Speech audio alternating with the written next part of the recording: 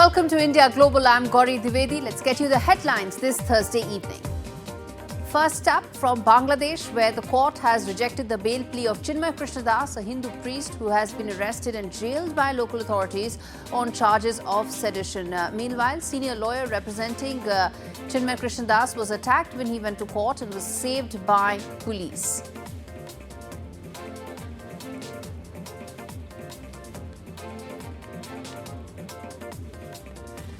French President Emmanuel Macron is expected to name a new prime minister soon. Nomination comes after 2 days of meetings with party leaders to pass a budget that will address France's debt. But the meetings at on Champs-Élysées excluded the far-right National Rally Party and the hard-left France Unbought. In the largest single-day act of clemency in modern history, US President Joe Biden is commuting the sentences of 1,500 people and pardoning 39 Americans convicted of non-violent crimes. FBI Director Chris Wray will resign at the end of Biden's administration, clearing the way for Trump nominee Kash Patel. Trump celebrated Wray's resignation, calling it a great day for America.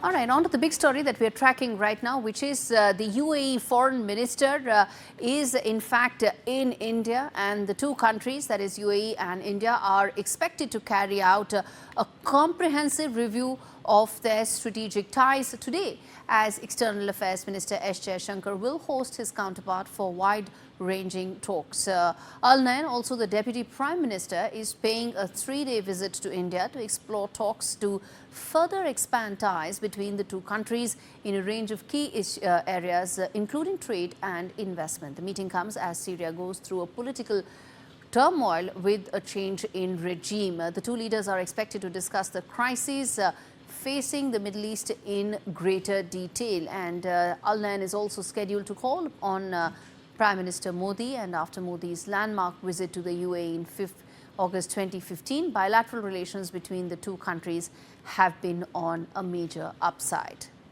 All right, let's get in my colleague Mohammad Ghazali to fill us in with the very latest. Mohammad Ghazali, this is an important visit here, and talk to us about what all is lined up on the agenda.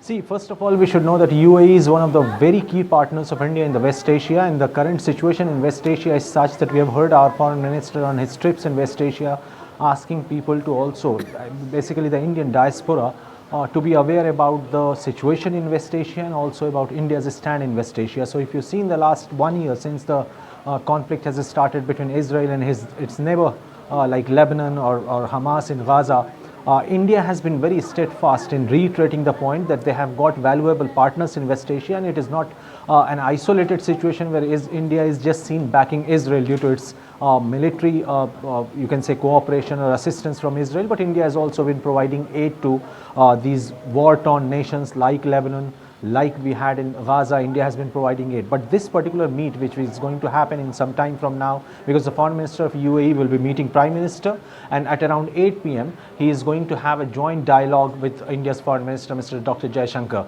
India and UAE in their previous meetings of joint dialogue back in 2022 had vowed that the kind of investment between India and UAE will, by 2027, it has to reach around $100 million. And one part of this entire meeting will focus on the kind of investment India and UAE are looking for. Also, the big focus will be also on contribution of the Indian diaspora, because not just in UAE, but certainly in the entire West Asia, UAE, Qatar and Saudi Arabia are the three major players. So India is focusing in two sectors for collaboration with UAE. One, India has been opening educational campuses in UAE. That is one sector where India has been sort of showing a lot of cooperation. Besides that, we know that India and UAE both are part of the IMEC corridor, India Middle East European corridor, and the first leg of that corridor goes through UAE. So these two issues will certainly be the part of the discussion when Dr. Jaishankar will meet his counterpart after some time from now. And while, of course, you've clearly outlined in terms of the upswing in the relations and also the kind of opportunities that lie In the wake of what's the turmoil that Syria is going through, in the wake of Donald Trump set to be in power in about a month and a half from now, how do these relations get impacted? India's relationship with several of these partners, particularly UAE and some of the others, in the wake of all these external changes that are taking place? See, it is very significant because if you see in basically, Gaurie, you know that in diplomacy, nothing is like, it's very black and white or linear, because most basically with the West Asian nations back in Asia, even India, China, Japan, many other countries have good relations with their West Asian partners, but India has a very unique stand because India has got very good relations with Iran as well. It has good relations with Israel as well, and also with these major players like UAE and Qatar. Though India cannot directly play the role of any mediator, but knowing the fact that India has good relations with Israel, we know that back channel talks continue to be happening, whether it is related to the maritime security because of the Houthis attack near the Red Sea, or even with Syria. If you see the developments in Syria, India had been providing aid and other kind of assistance to the Syrian people, though India had also asked for lifting sanctions against Syria when Bashar al-Assad was in power back in 2021 as well. So this India has got a very unique position that despite being geographically away from the site of these conflict there, India is actively involved and has a position to even play that role if offered to. Yes. All right. We leave it there. Mohammad Ghazali, appreciate you taking out the time. And staying with this region, in fact, Syrian rebel forces have announced plans to shut down the notorious prisons those that were operated once by the ousted President Bashar al-Assad, and have vowed that they will hunt down those responsible for the killing and torture of thousands of detainees. Rebel leader Ahmad al-Shara, also known as Abu Muhammad al-Jalani, revealed his intention to dismantle the security forces of the former regime. This move gives human rights groups the long-awaited chance to inspect these prison sites and also reach out to several of those witnesses and possibly build watertight legal cases against Assad and those of his other members of his regime. But there's growing frustration as the ultimate goal of these efforts is to bring Assad to trial, yet he remains out of reach, having taken exile in Russia.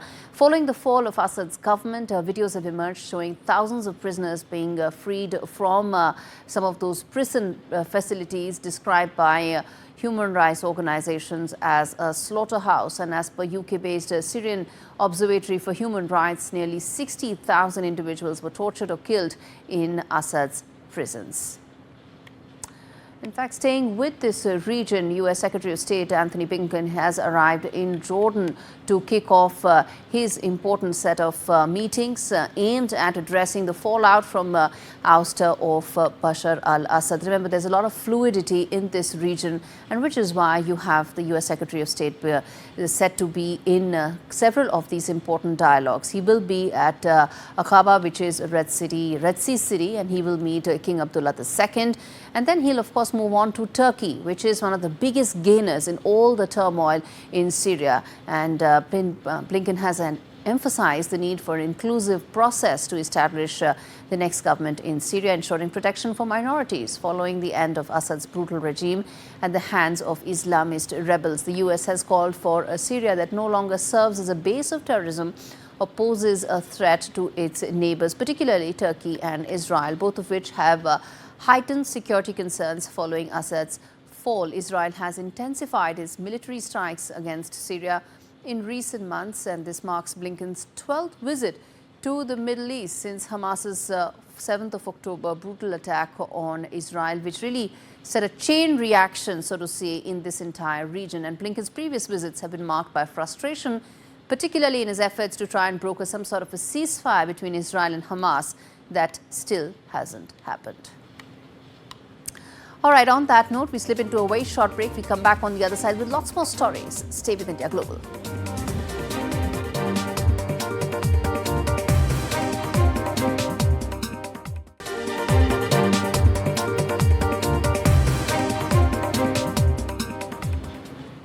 Welcome back. You're watching India Global. We now turn our attention to well, the latest that's unfolding in South Korea, political drama that refuses to come to an end.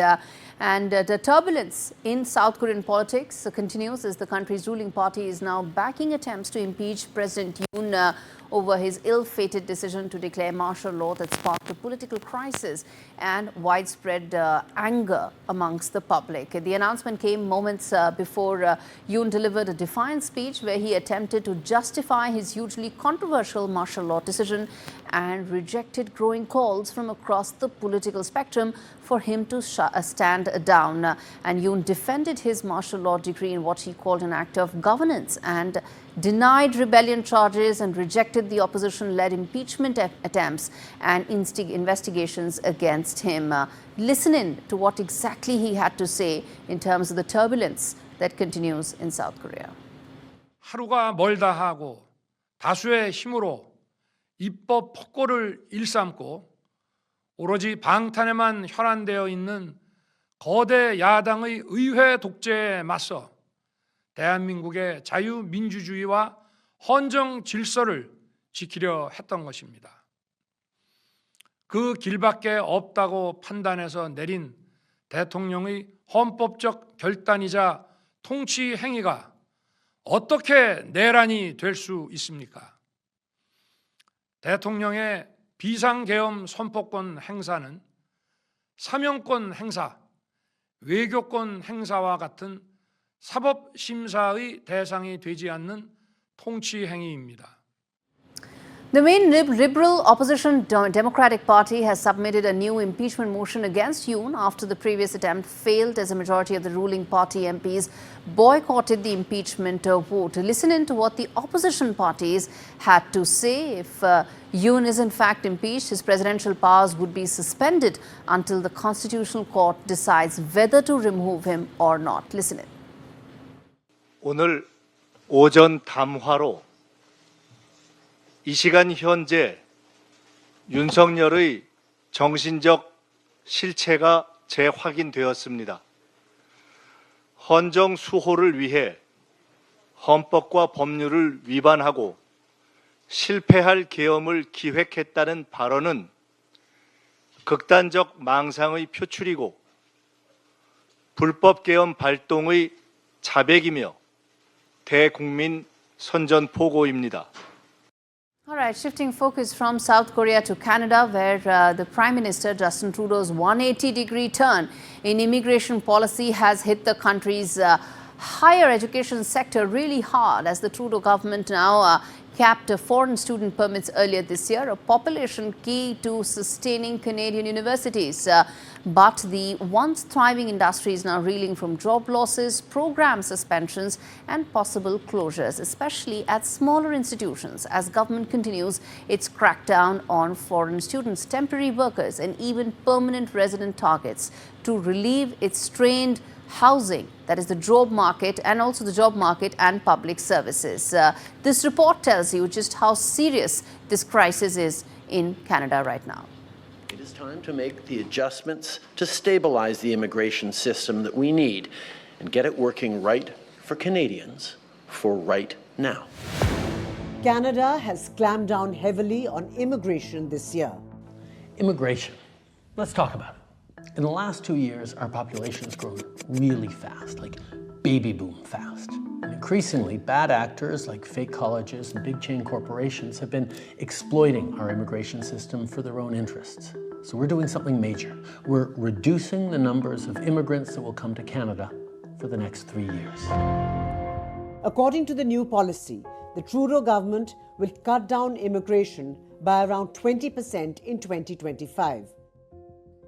The permanent residence number will be 3,95,000 in 2025, 3,80,000 in 2026 and 3,65,000 in 2027, down from 4,85,000 in 2024.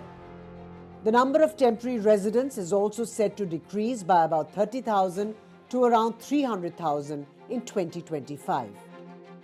Earlier this year, Canada slashed the number of international student permits it issues by another 10%. The government said that the new target for 2025 and 2026 will be 4,37,000 permits. In 2024, the target was 4,85,000 permits. The objective of the government is to offset social and housing pressures by vastly cutting the number of temporary residents in the country. But the question is whether the dramatic changes have worked. The answer to that raises several questions in turn. According to a Bloomberg report, the changes have rattled Canada's higher education sector. The once thriving industry is reeling from job losses, program suspensions, and possible closures. International students make up around 18% of university students in Canada. According to the report, colleges have had to suspend dozens of programs and cut jobs to manage their budget. Some colleges are planning to lay off as many as 400 workers.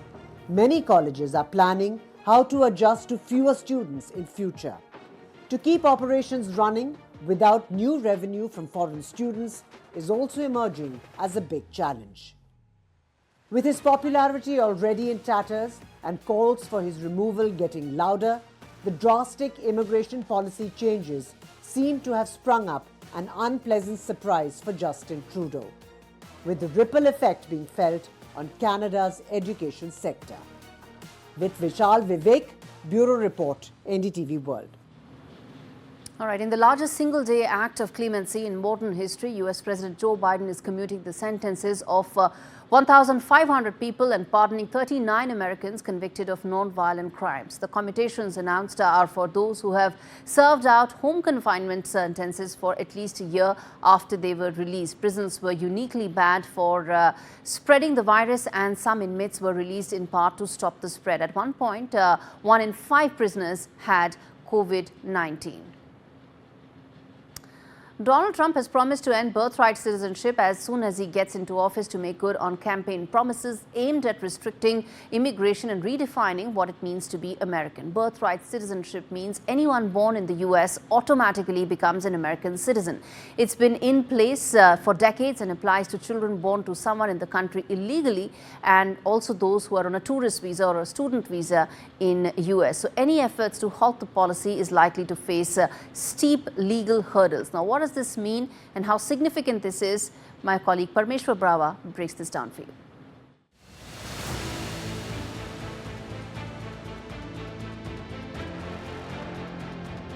US President-elect Donald Trump has recently reiterated his intention to end birthright citizenship, which is a right enshrined in the 14th Amendment of the US Constitution. So if enacted, this move could have far-reaching implications for millions of Americans, especially immigrants, including those from India. The concept of birthright citizenship was established under the 14th Amendment of the US Constitution, which was ratified in 1868 after the Civil War. It states that all persons born or naturalized in the United States and subject to the jurisdiction thereof are citizens of the United States and of the state wherein they reside. In terms of a basic explanation, this means any person born on US soil, regardless of their parents' immigration status, automatically becomes a US citizen. It was designed to grant citizenship to formerly enslaved people and their descendants, but has since been applied to everyone born in the country. Donald Trump has long opposed birthright citizenship. During his first term and especially his second term campaign, he has called the practice a magnet for illegal immigration, claiming that it encourages people to enter the US illegally with the hope of giving birth to a child who would automatically receive citizenship. So in terms of plans for change, Trump has proposed issuing an executive order to end birthright citizenship. He has previously argued that the 14th Amendment does not automatically apply to children born to non-citizen parents, including undocumented immigrants. But if the executive order doesn't succeed, Trump has suggested that a constitutional amendment could be pursued, though this would require approval from Congress. In terms of the impact on immigrant families, for children born in the US to undocumented immigrants or non-citizens, parents may lose automatic citizenship. This could create a scenario where children born on US soil are not considered US citizens, unlike the current law. And if we talk about Indian Americans in the US, Trump's plan could particularly affect children of Indian immigrants who are on work visas like H-1B or green cards. These children currently enjoy US citizenship if born in the country, but they might lose that status if birthright citizenship is abolished. There are also legal and social challenges. Legal challenges are almost certain, as many believe that the 14th Amendment clearly provides for birthright citizenship. Any move to overturn this law would likely trigger a constitutional debate and potentially a Supreme Court case. In terms of the impact on children, about 7% of the US child population includes children of illegal immigrants, according to the Migration Policy Institute. If these children are no longer citizens, they could face difficulties in accessing federal programs, healthcare, and education. Then there's also the birth tourism debate. Birth tourism refers to the practice of non-citizens traveling to the US to give birth so that their child automatically becomes a US citizen. Trump has criticized this as an abuse of the system, often highlighting cases where pregnant women come to the US specifically for this purpose. Trump has previously also proposed restricting visas for pregnant women from countries deemed to be engaging in birth tourism, claiming that it burdens the US immigration system. If birthright citizenship is abolished, undocumented immigrants might face even greater challenges, as their children would no longer be granted US citizenship. This could lead to a decline in immigration from countries where birth tourism is common, though the long-term effects remain unclear.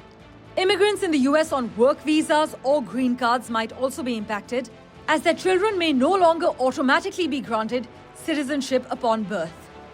This could make the immigration process more complicated for families planning to raise children in the United States. Trump's plan to end birthright citizenship is likely to continue to evolve, with potential executive orders, legislative proposals, or a constitutional amendment.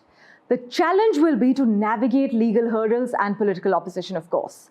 Trump's position on ending birthright citizenship has sparked a significant national debate about the interpretation of the 14th Amendment and also the future of US immigration policy. But for millions of children born in the US to immigrant families, this change could have lasting consequences.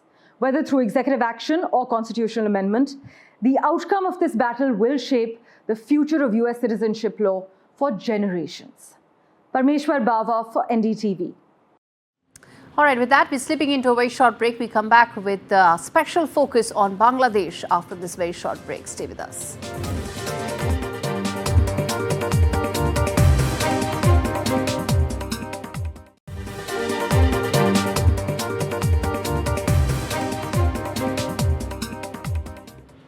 This is India Global. I'm Gaurie and we are now going to do a deep dive into how things are looking as far as Bangladesh is concerned. No relief, as we are telling our viewers, as far as the Hindu priest is concerned. But there's a lot more that's happening in Bangladesh right now. A court on Wednesday rejected the bail plea of Chinmoy Krishna Das, who has been arrested and jailed by local authorities on charges of sedition. Local media reported that Chittagong Metropolitan Sessions Judge passed the order on Wednesday, citing that this plea was rejected because he did not have a lawyer's letter of attorney on his behalf. The petition, which will be now heard on 2nd of January next year, now states that Das, who's been suffering, remember, from various diseases, including diabetes and respiratory illnesses, has been arrested in a false and fabricated case. With attacks on minorities, especially Hindus, continuing, some are trying to flee to India in desperation to escape Islamic radicals, which have now been mainstreamed in Bangladesh. Even Chinmoy Krishna Das's lawyer, Rabindra Ghosh, who's a senior lawyer in the Bangladesh Supreme Court and human rights activist, was in fact manhandled, threatened when he went to the Chittagong court and submitted the pleas for Chinmoy Krishna Das. Before we go any further, take a look at this report that my colleague Saurav Gupta filed, and then we go across and ask more in terms of where do Bangladesh-India relations go from here. But first up, this report. This minor girl from Panchagor in Bangladesh, whose family are ISKCON devotees, fled to India to save her life after threats from radicals in her country. She entered India illegally and was apprehended by the BSF on Tuesday night and was handed over to the Chopra police in Bengal, who then sent her to her shelter home. Her relatives with whom she had planned to stay in India say threats from radicals have become unbearable.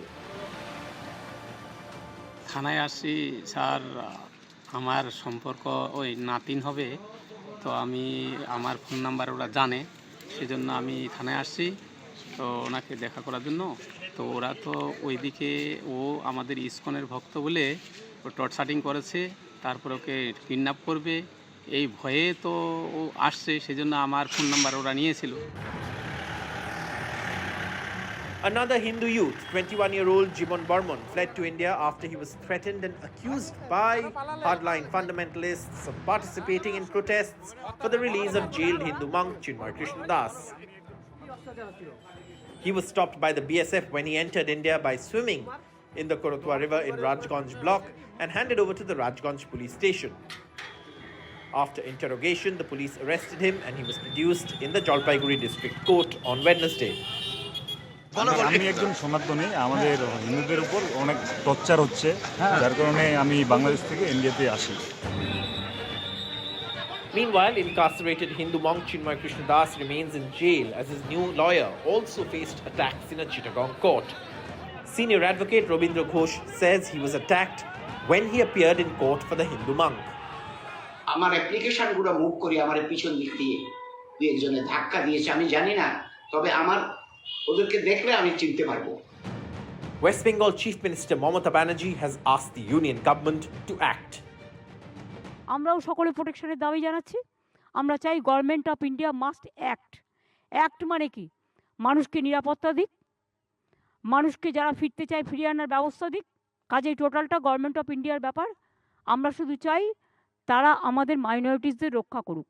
India is walking a diplomatic tightrope when it comes to dealing with the Bangladesh situation as anti-India elements and radical forces continue to target minorities and Hindus in Bangladesh. The Indian government has been pushing for the safety of minorities, especially Hindus.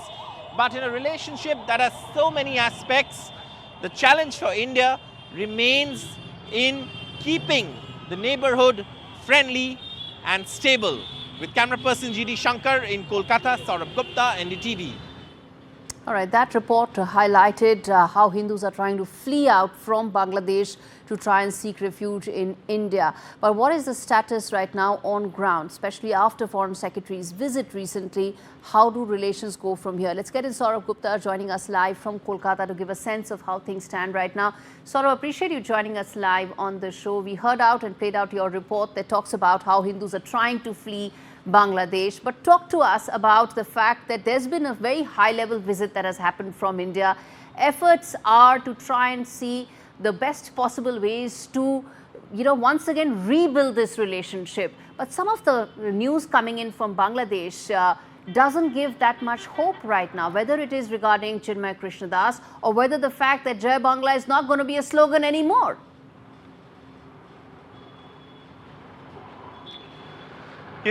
We've been reporting this, that Bangladesh as a country in 1971, and today we've got some good news amidst all of this, is that a delegation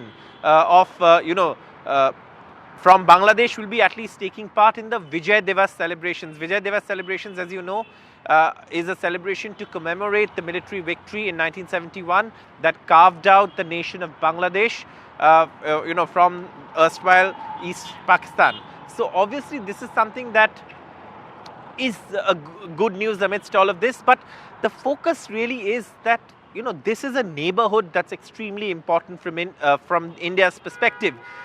India's Act East policy focuses on neighbors like Bangladesh, which is why the Foreign Secretary made it very clear during his visit that it was not limited to one strand.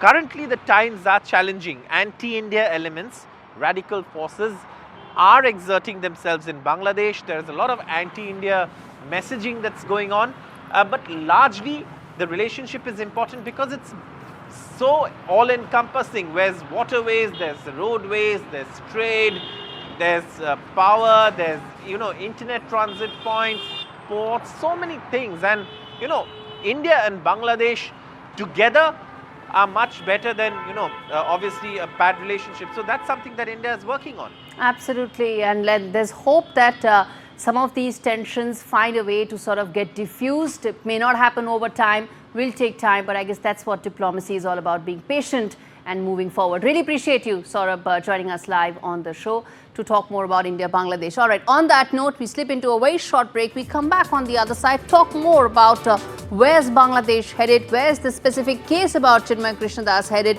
And most importantly, what should New Delhi be doing next? We come back and talk more on that. Stay with us.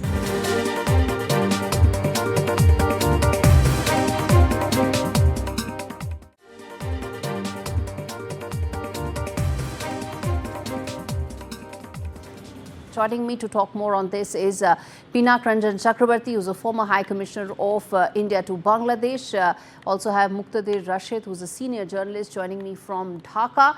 And we also have Professor Dr. Nazmul Hassan joining me from Dhaka as well. Good evening, gentlemen. Thank you so much for taking out the time. Let me start with you, Ambassador Chakrabarti.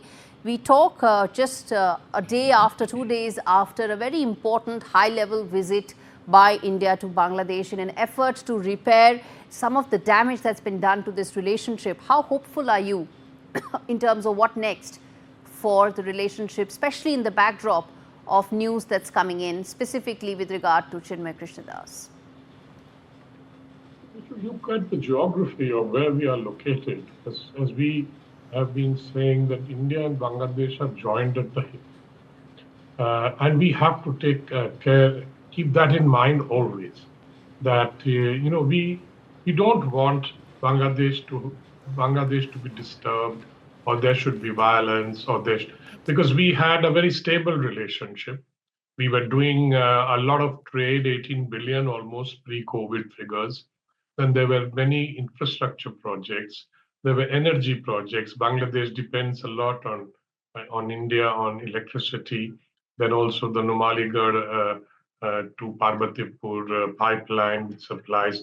So there was a lot of, shall we say, integration of the economies, which was good for both countries for mutual benefit. But then, of course, this happened, the political upheaval. Bangladesh is not new to political upheaval.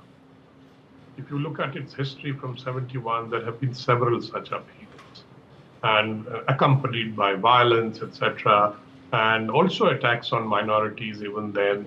And the fact that today the minorities are probably around 8%, 7-8% of the total population, is a statistic that that gets your eyeballs. I mean, the sense that where it was before and what it is today, but that is a legacy of history of partition. Yes. Other factors. Now, today, I think after the Foreign Secretary's visit, I think the engagement process has been raised to a higher level. I think our High Commissioner was engaging everybody there. And it has been our policy to engage with any government that is there in power in Dhaka, be that a military dictator or anybody, or a caretaker government. I was there when the caretaker government was in power from 2007 to 2008. Yes. And I dealt with them as well. And in fact, we did some extraordinary things during that period because there was a lot of cooperation, mutual cooperation. Yes. Although you can say that even that caretaker government had exceeded its limit of 3 months and stayed on for 2 years, which was in many people felt it was unconstitutional. And the sort of going the same path right now, that the interim government is also 4 months almost, and still there are no signs of an election or an electoral roadmap. We don't see any roadmap for elections. They've been talking about reforms. We don't know what kind of reforms. Exactly. So it's very uncertain at the moment, but we'll have to stay engaged to understand and follow what's happening there, because India has an interest in a stable and a peaceful, absolutely, sir, and prosperous Bangladesh. Absolutely. Let me put that out to our guests from Dhaka. Muqtadir Rashid, India has every reason to have a stable, secure, prosperous Bangladesh. And we've tried our level best and we continue to do so. The high-level delegation was also part of that exercise. But the fact is, there is also commentary incidents that are coming in from Bangladesh that continue to seem to suggest that the democratic backsliding hasn't stopped right now in Bangladesh. Whether you take the case of Chinmoy Krishna Das or whether you take the case of repeated efforts being made to sort of scrub Mujibur Rahman completely from Bangladesh's history. You know, whether it was, the Jai Jai Bangla slogan being sort of removed. Part of a larger problem, isn't it, Muqtadir Rashid? First of all, I don't think that the Joy Bangla slogan is a slogan that everyone has to say. If any Bangladeshi want to say Joy Bangla, that's okay. If anyone to say Joy Bangladesh Jindabad, it's absolutely okay. And there is no slogan should be imposed for any person who would be a citizen of the country. This is absolutely independent of any individual who wants to chant slogan like Joy Bangla, let him do. Okay. Or if any, okay, there is no issue with that. Okay. The issue is whether you are free to chant that slogan or not.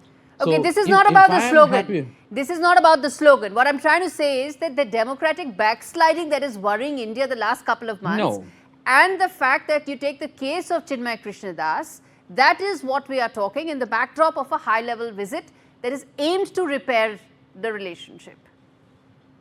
So you are putting Chinmoy Krishna Das as an indicator of democracy, and I'm sorry, I humbly disagree with that.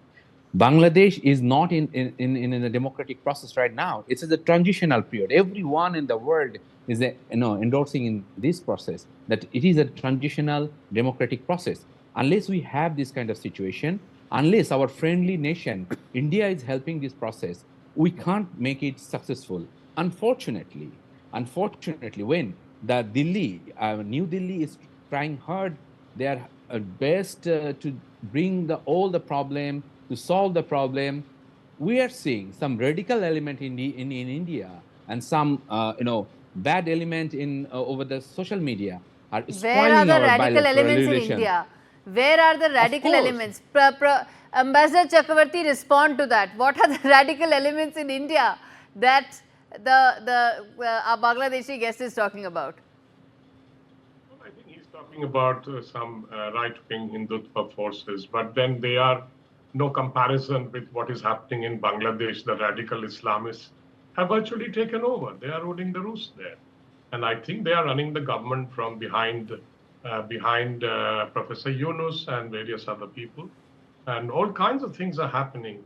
In fact, today, I think yesterday, the Bangladesh government admitted that there were 88 communal attacks on Hindus, for example. They have said it openly and they issued a statement. Earlier, they were saying that, no, this is not communal, this is political, and Professor Yunus himself has gone on record to say all that. So, you see, the reality has to be acknowledged before we can tackle it. And and I think the Islamist forces and all the Islamic organizations who are fanning much of the violence and also the propaganda aspect of it. Exactly. And they are, of course, the social. Let's not talk about social media where nobody can control people, say all kinds of things, and and it's somehow it just instigates people on both sides. That's not a good thing, but then we cannot stop it. Exactly. So I think as governments and we have to keep engaged. We have to understand the feelings of both sides. And what happened to Chinmoy, I think, is not a good thing for Bangladesh, because why was he arrested? What exactly, why was he arrested? And such serious charges. Let's ask this to Professor Nazmul. Charge which is not clear as to exactly. Professor Nazmul, now the fact is two things. Why the serious charges that have been slapped on Chinmoy Krishna Das, and also the fact that the Bangladesh government has admitted 88 documented attacks on Hindu minorities. Forget the ones that are undocumented. These are documented attacks. So, when we are talking about the fact that the radical Islamist element has been emboldened in Bangladesh right now, what can be done to bring democracy back and also ensure that the radical Islamist elements do not overpower Bangladesh society? Well, there is a hint in the statement of His Excellency, Mr. Pinak Ranjan Chakravarti, who was our High Commissioner in Dhaka from India. He said that we should speak about the reality. So let's call spade a spade. Hindus are the second largest majority in Bangladesh, and others are Christians and the Buddhists. And, Chinmoy Krishna Dash's plight has been largely sort of affected the second largest community in Bangladesh. And there was a demonstration in Chittagong, in Dhaka and other places to show solidarity with his cause. I mean, majority people may not see eye to eye. And the rise of anti-Indian sentiment is a reality in Bangladesh nowadays. This is not 72, this is 2024. And the long Hasina rule actually created this alienation. And we don't know where we are heading to. What alienation are you referring to? What alienation are you talking about? You know, the rise of Islamic sentiment is no wonder there. And, you know, Bangladesh is former East Pakistan as well. I mean, it didn't start its journey in 71. So it all started in 1905 with the, you know, division of Bengal and then establishment of Muslim League in 1906. And no, we can't go so far back in time. I know about the Muslim League, the Bengal partition, Direct Action Day. There is all of it that is there, all of it documented, including the fact that the atrocities on Hindu minorities continue. I'm running out of time. Ambassador Chakravarti, quick closing comments, 30 seconds please. You heard the two guests from Bangladesh. How do we go past this? Well, we can't go past it if we start pointing fingers and blaming each other. And I think the Bangladeshis must realize that blaming India for all their problems is not the right way to go. And, you know, everything in Bangladesh is not a problem created by India. And I think their internal problems, we are not responsible for. If they can't manage their own democracy, then why should India be held responsible? Exactly. This is what I cannot understand. Absolutely. I would say that India must strongly support the return to democracy. Exactly. Which I don't see at the moment any plan. After all, elections have to be held. Absolutely. Elections have to be held and India's support must continue. Thank you so much, gentlemen. I'm completely out of time. Muqtadir Rashid, I owe you another interview and I'm going to ensure that we get you next week as well to give you more time. But thank you so much, all of you, for speaking to me on India, Bangladesh. There's always hope on which we end this conversation. And shifting focus now to another very important story, FBI Director Chris Wray will resign at the end of the Biden administration. Remember, he had a 10-year tenure, but he's chosen to resign early. It's a huge story because he's cleared the way for Trump's pick, Kash Patel. Trump originally nominated Wray after firing the previous FBI director, announced that he will nominate Kash Patel for the role, although Wray still has about 3 years left from his 10-year tenure. Trump lauded Wray's resignation announcement in a Truth Social post, saying that it's a great day for America as it will end the weaponization of the Justice Department. Now, how does this pan out, the impact of this, and how will Kash Patel and Trump go about what they feel is weaponization of the Justice Department? Let's get in Prabhat Chilani to talk more on this and explain to us the significance of Chris Wray clearing the decks essentially for Kash Patel. Mr. Chilani, how significant is this in terms of clearing the decks for Kash Patel to come in by Chris Wray? Well, Kash Patel is running into a lot of congressional resistance because the deep state doesn't want Kash Patel to be in charge of FBI. So like Tulsi Gabbard and Pete Hegseth, Kash Patel faces an uphill task, but if confirmed, he's going to shake up the FBI for sure. In fact, today itself, Trump on Truth Social posted that, in fact, he called the Department of Justice the Department of Injustice, and he said that he will end the weaponization of the American legal system and help restore the rule of law. That will be the main task for Kash Patel if he's confirmed by the Senate. Right. And he's been very vocally saying that, you know, the way that he was hounded, his house was raided, all of it illegally done. He says that all of this could end with Chris Wray making way for Kash Patel. If he is approved by the Senate, how much do you think he could actually, Kash Patel could shake up the system as Trump wants it? We should not forget that this weaponization of the US justice system has also become an instrument of foreign policy for the deep state. The two indictments that relate to India, one in October against a former Indian intelligence officer, and then last month's indictment of Gautam Adani, both were politically driven indictments. They reveal that the Department of Justice not only has been weaponized against political opponents at home, but also is being used against specific overseas targets. So if Kash Patel becomes the FBI director, his task would be to overhaul the FBI and halt its politicization. The question is whether Trump will succeed in reining in the deep state, because Kash Patel is going to be working under Trump.